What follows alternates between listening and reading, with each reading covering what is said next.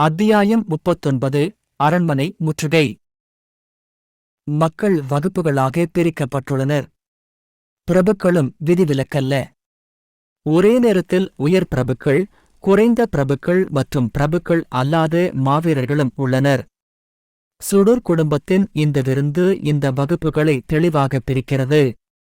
Shushan, boron Ajayan மற்றும் ஆர்த்தி ஆகிய மூவரும் விருந்தின் மைய வட்டத்தைச் சேர்ந்தவர்கள்.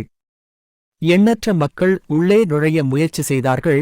ஆனால் அவர்கள் பின்வாங்குவதற்கு முன்பு அவர்களை சுருக்கமாக வரவேற்கத் துணிவார்கள். அவர்கள் தாமதிக்கத் துணிவதில்லை, ஏனென்றால் அது ஒருவரின் அந்தஸ்தை மிகைப்படுத்தி மதிப்பிடுவதாகும், ஏனெனில் அது மரியாதையற்றதாக இருக்கும்.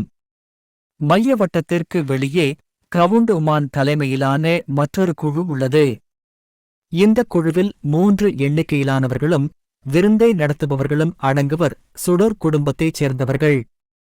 மேலும் வெளியே பல்வேறு பரோன்களும் பரோனெட்டுகளும் உள்ளனர். கடைசி குழுவில், அதிக மக்களைக் கொண்ட குழுவில் அகிலன் போன்ற மாவீரர்கள் அடங்குவர். சரியாகச் சொன்னால் அகிலன் ஒரு பிரபுக்களின் குழுவில் சேரத் தகுதியுடையவர். ஆனால் விருந்து தோன்றும் அளவுக்கு எளிமையானது அல்ல என்பதை அவர் உணர்ந்து வேண்டுமென்றே தனது இருப்பை குறைத்துக் கொண்டான். அவன் ஒரு தகுதி வாய்ந்த பார்வையாளராக இருக்க தயாராகிறார். அகிலன் பரோன் அஜயனுடன் நட்பாக இருந்த போதிலும் பரோன் தனது சொந்த நிலையை பாதுகாக்க முடியாவிட்டால் அகிலன் நிச்சயமாக அவனுக்கு உதவ தன்னைத்தானே பணயம் வைக்க மாட்டார்.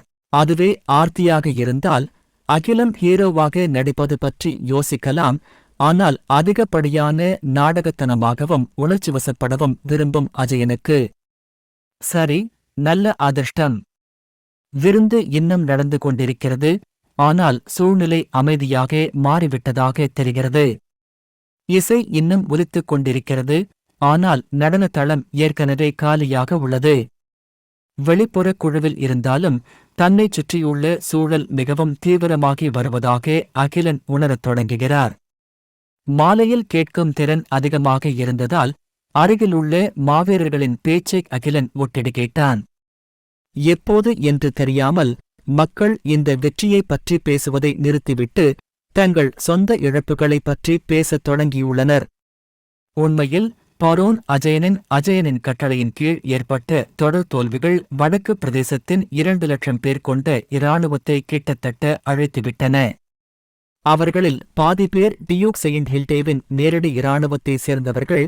ஆனால் மற்ற பாதி வடக்கு பிரதேசத்தில் பல்வேறு பிரபுக்களால் வழங்கப்பட்ட தனியார் படைகளைச் சேர்ந்தவர்கள். மேலும் போர்முனைக்கு அருகிலுள்ள ஒரு பரந்த பகுதி ட்ரோல்களால் படையெடுக்கப்பட்டது. அது இப்போது மீண்டும் கைப்பற்றப்பட்டுள்ளது. ட்ரோல்கள் எதையும் எடுக்காமல் வெளியேற மாட்டார்கள். எனவே இந்த முறை வடக்கு பிரதேசத்தில் உள்ள பல்வேறு பிரபுக்கள் பெரும் இழப்புகளைச் சந்தித்தனர். இத்தகைய கடுமையான இழப்புகளுக்கு யாராவது ஒருவர் பொறுப்பேற்க வேண்டும்.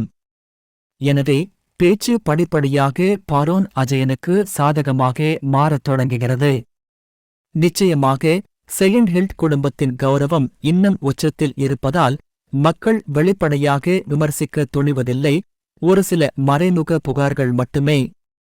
அகிலனின் பார்வையில் இதுபோன்ற புகார்கள் பரோன் அஜயனுக்கு பதவிக்கு எந்த தீங்கும் செய்யாது. அவை அவரது நற்பெயருக்கு கொஞ்சம் களங்கம் விளைவிக்கும். ஒருவேளை செயின்ட் ஹில்ட் குடும்பத்தினர் இந்த தோல்விக்கு குற்ற உணர்ச்சியுடன் பல்வேறு பிரபுக்களுக்கு சிறிது ஈடு செய்யக்கூடும்.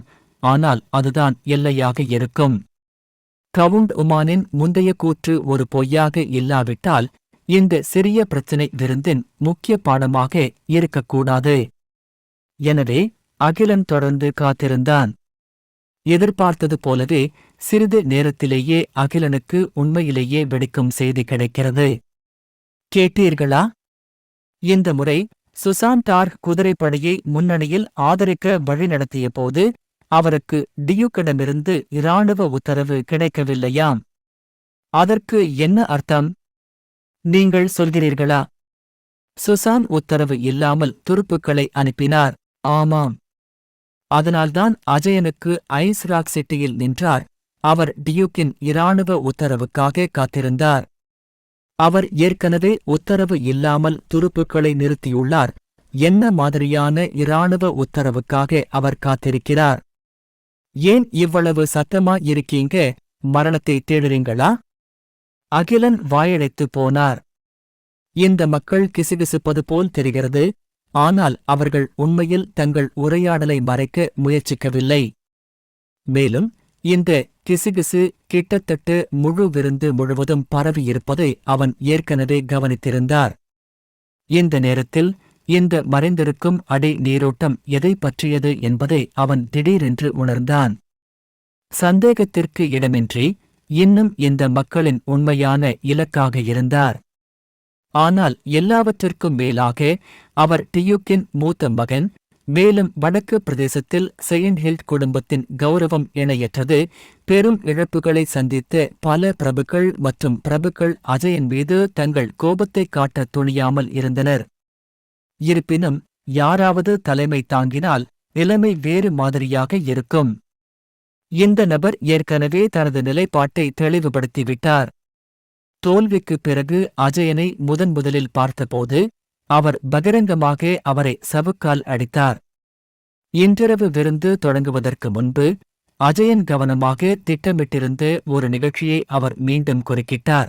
அவர் இயற்கையாகவே டார்க் குதிரைப்படையின் தளபதி, வடக்கு பிரதேச இராணுவத்தில் முதலிடத்தில் இருந்தவர், டியூக்கின் சொந்த தம்பி சுசன். சுசான் அஜயன் சார்லஸ் தனது வெறுப்பை தெளிவாக வெளிப்படுத்திய போதுதான் மீதமுள்ள பிரபுக்கள் சில வார்த்தைகளை பின்பற்றி புகார் செய்ய துணிவார்கள். ஆனால் முதலில் அது வெறும் புகார்களாகவே இருந்தது. இருப்பினும் டியூக்கின் உத்தரவு இல்லாமல் சுசான் 2 குதிரைப்படையை திரட்டினார் என்பதை அனைவரும் அறிந்ததும் நிலைமை மீண்டும் மாறியது. டார்க் குதிரைப்படை சுசானின் தனியார் இராணுவமாக இருந்த போதிலும் பெயரளவில் அஜயனால் கட்டளையிடப்பட்டிருந்தாலும் இது இன்னும் வடக்கு பிரதேசமாகவே இருந்தது. டியூக் செயின்ட் இங்கே உண்மையான மாஸ்டர். மேலும் டார்க் குதிரைப்படை அஜயனின் பிரதேசத்தை விட்டு வெளியேறியதால் அவர்கள் முதலில் டியூக்கின் ஒப்புதலை பெற்றிருக்க வேண்டாமா? எனவே விருந்தில் பரவலாக பரவிய இந்த வதந்திகள் நுட்பமாக ஒரு சமிக்கையை வெளிப்படுத்தின. ஒரு ஆபத்தான சமிக்ஞை. சுசானும் டியூக் செயின்ட் முரண்படுகிறார்கள்.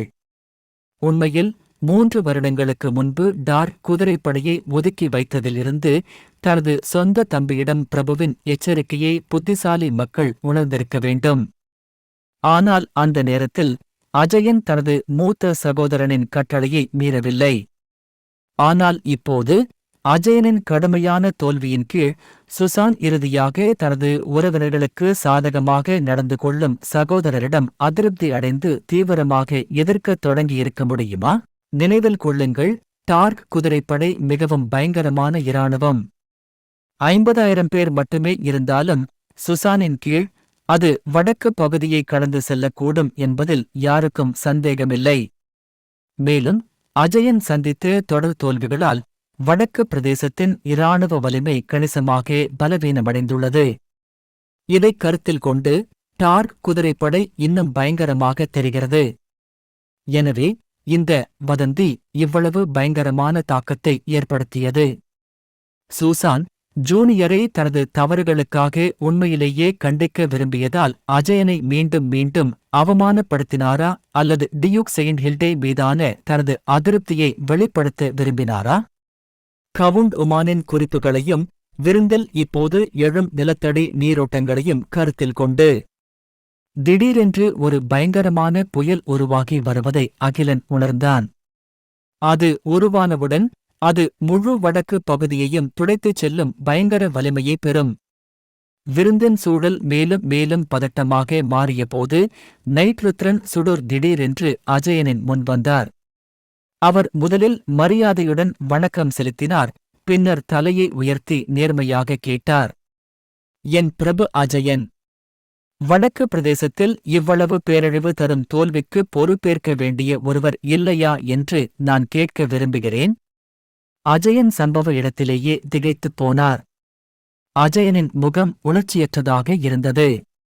அறை முழுவதும் அமைதியாகிவிட்டது. புயல் அதிகாரப்பூர்வமாக வந்துவிட்டது.